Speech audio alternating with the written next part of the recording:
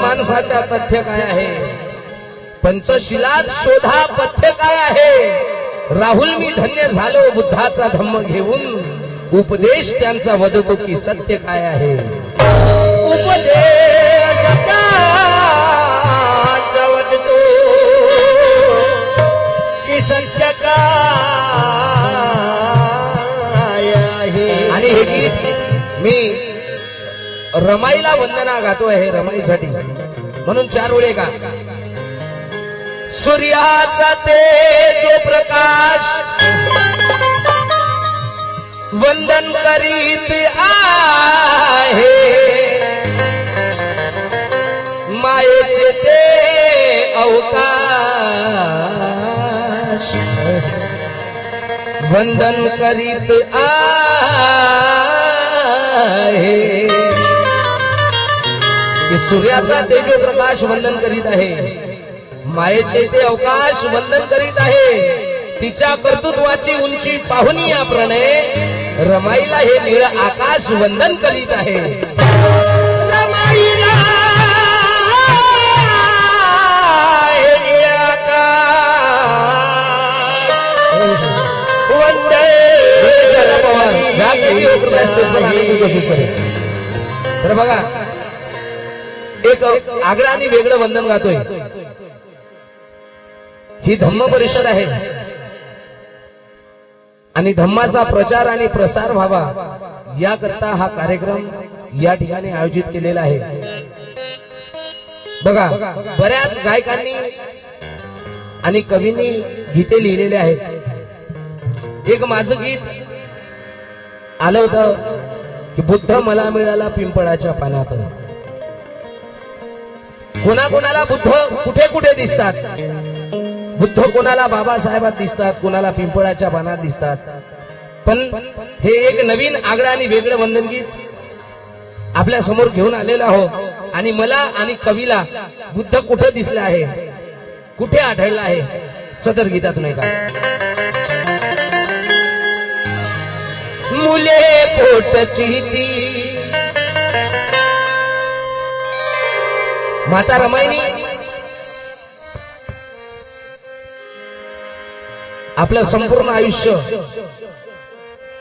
जगत असताना माता रमाईच्या आयुष्यात दुःख सर्वात जास्त, पण त्या दुःखाला रमाई कधी घाबरली नाही।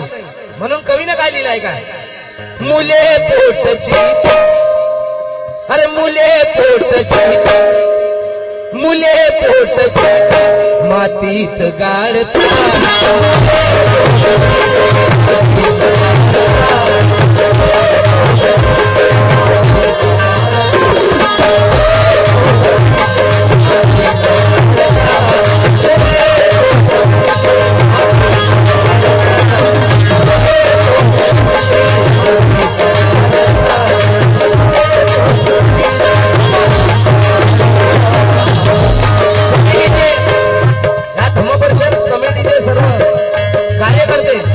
अध्यक्ष साहेब आणि संपूर्ण कमिटी, मला नाव तर माहित नाही, जर नाव मिळाले तर मला चांगलं वाटेल।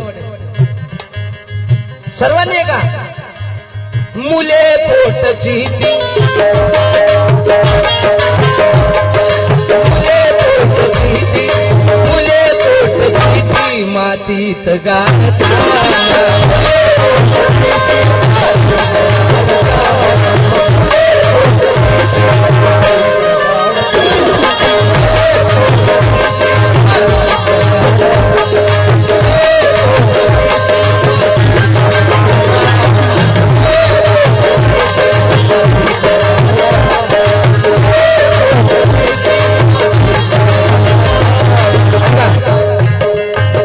मुले पोटची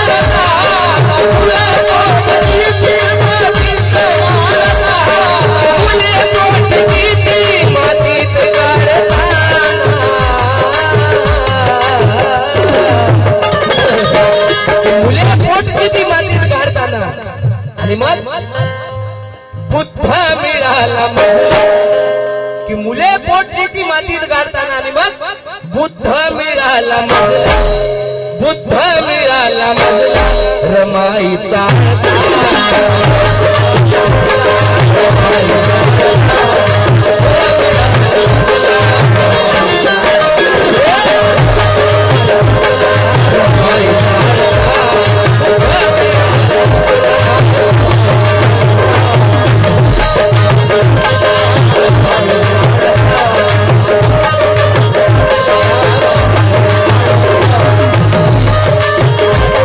कवीनं का लिहिलेलं आहे की बुद्ध मिळाला मजला रमाई चालताना.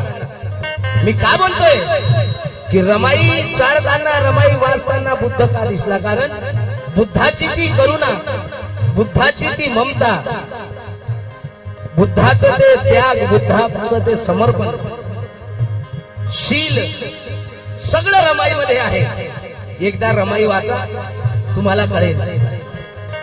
म्हणून कवी म्हणतात मुले पोटची ती मातीत गाडता,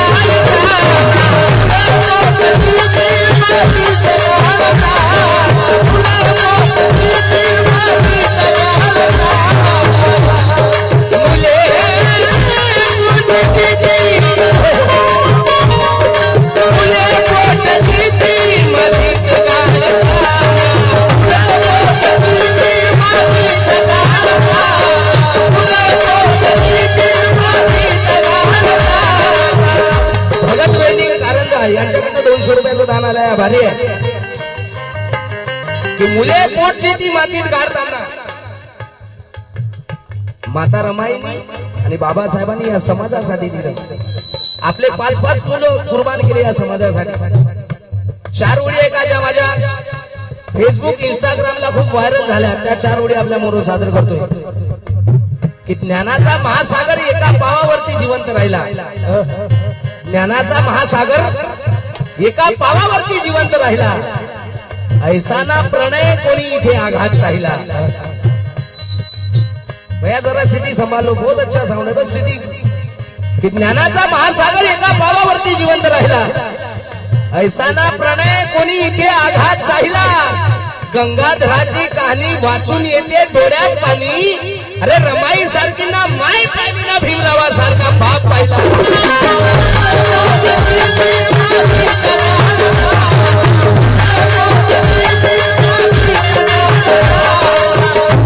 कृष्ण रमेश सोंदळेकर मनभाव यांच्याकडनं 100 रुपये आले.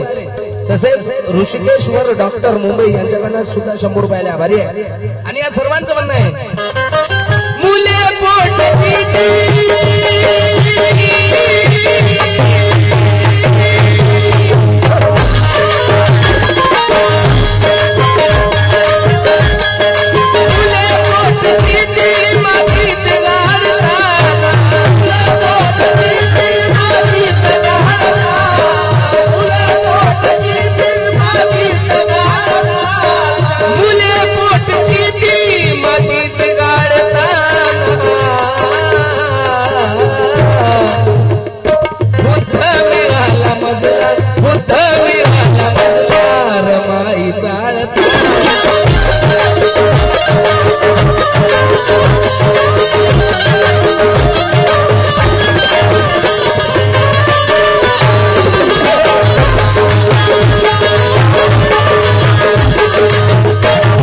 दीदी 3 महिने राहून आल्या. दीदी सांगतील बुद्धाचा धम्म काय. प्रज्ञाशील करुणा धम्माचा सार भेटे.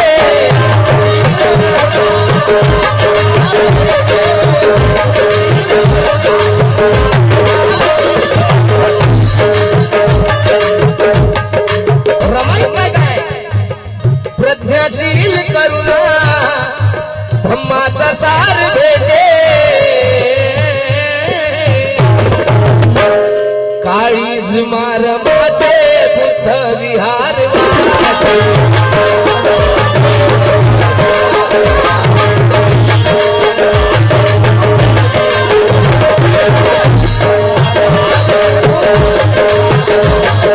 प्रज्ञाशील करुणा धम्माचा सार भेटे.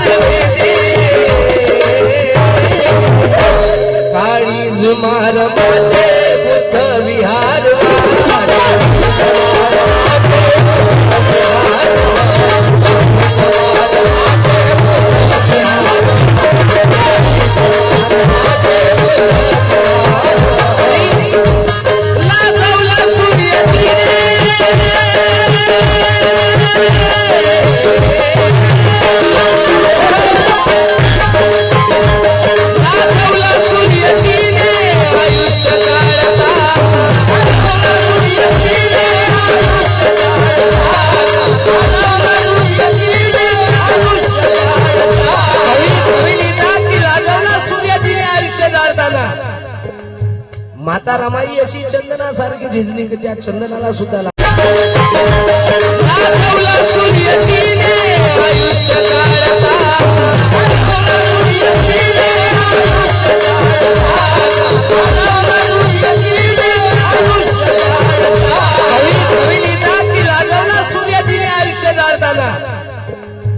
माता रमाई अशी चंदनासारखी झिजली की त्या चंदनाला सुद्धा लाज वाटावी. लाजवला सूर्य तिने आयुष्य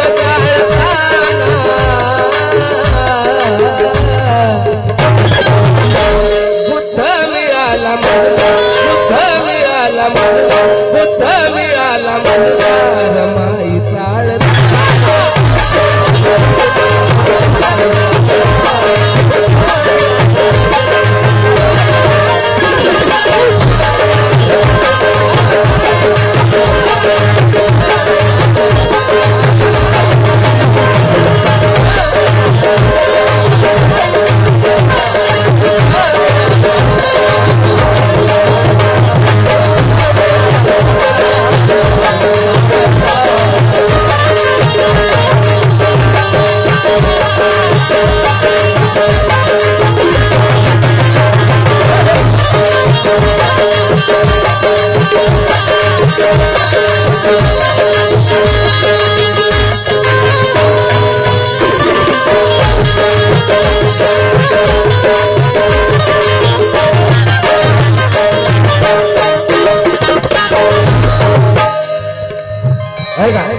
दुसरं कवी या गीताचे कवी निलेश दादा पवार म्हणतात, पचवून ते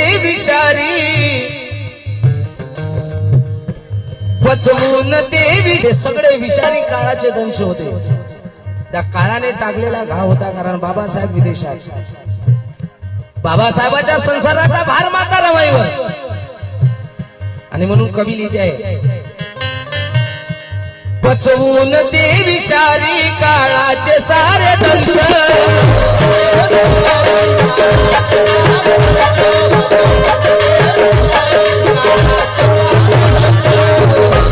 पचवून ते विषारी काळाचे सारे दंश,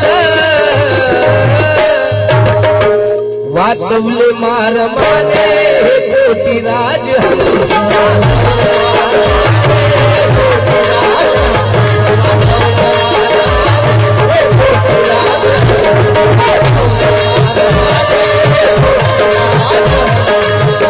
रमाईजवळ लेकरांचा इलाज करण्यासाठी पैसे नव्हते.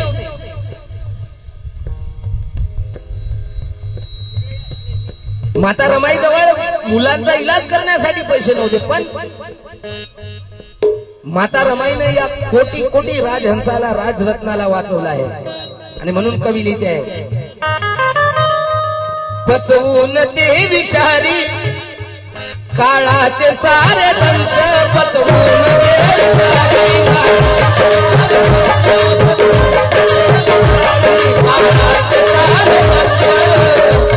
पचवून ते विषारी काळाचे सारे दंश, वाचवले मारमाने कोटी राजहंस.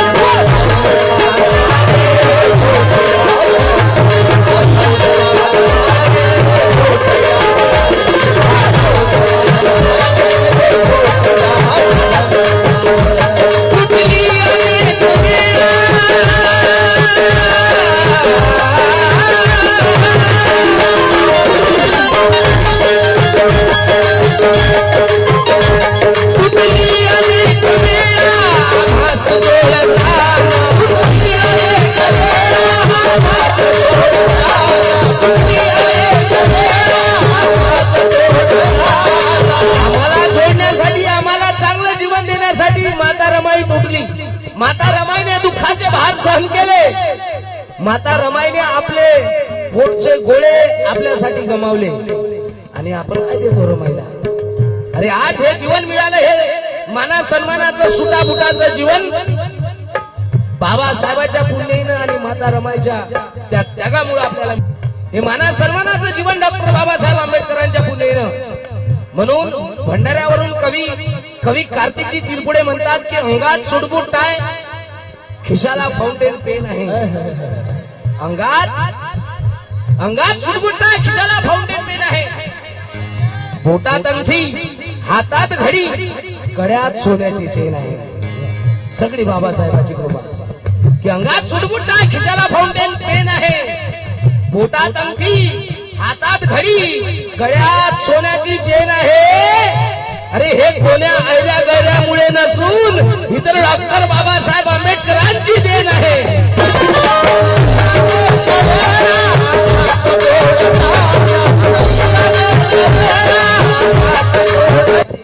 आणि त्यांचे म्हणणं आहे तुटली अनेक वेळा भास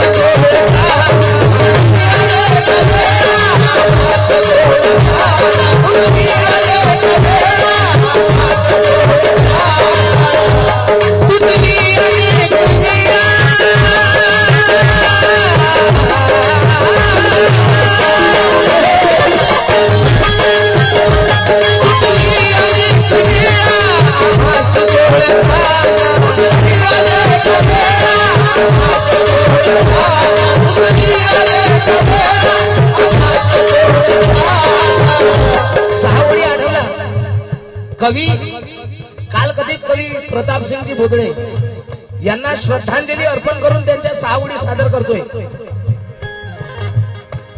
कवी प्रतापसिंग बोधळे म्हणतात की 14 अप्रैल को लेती हुई अंगड़ाई लगती है. मेरे नौजवान भाई सुने कि 14 अप्रैल तो लेती हुई अंगड़ाई लगती है.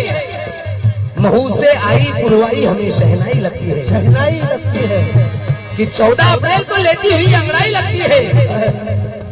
महू से आई पुरवाई हमें शहनाई लगती है. करम है भीम बाबा का ये भीम की नगरी देखो तो. करम है मेरे भीम बाबा का ये भीम की नगरी देखो तो. रसीले आमों की जैसी घनी अमराई लगती है और करोड़ों के लिए मेरे भीम बाबा खुद बने हैं पीपल. करोड़ों के लिए मेरे भीम बाबा खुद बने हैं पीपल और उसी पीपल की ठंडी छाव हमें माता रमाई लगती है.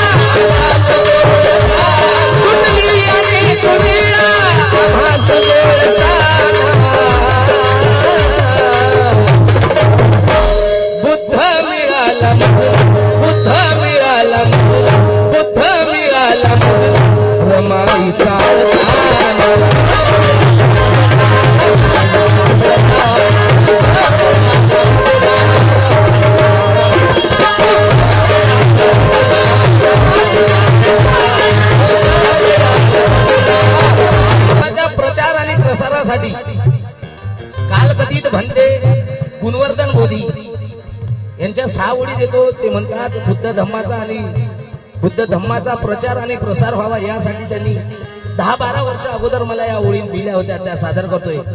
ते म्हणतात कि आधा अधूरा कोई भी काम मत छोड़ो, कि आधा अधूरा कोई भी काम मत छोड़ो, हाथों में आई वो लगाम मत छोड़ो. कि आधा अधूरा कोई भी काम मत छोड़ो, हाथों में आई वो लगाम मत छोड़ो. चारों तरफ बुद्ध धम्म का प्रचार और प्रसार करना है. कोई भी शहर, कोई भी काम मत छोड़ो. अगर तुम्हें बनाना है अपना जीवन मूल्यवान, तो होठों से अपने गौतम का नाम ना छोड़ो।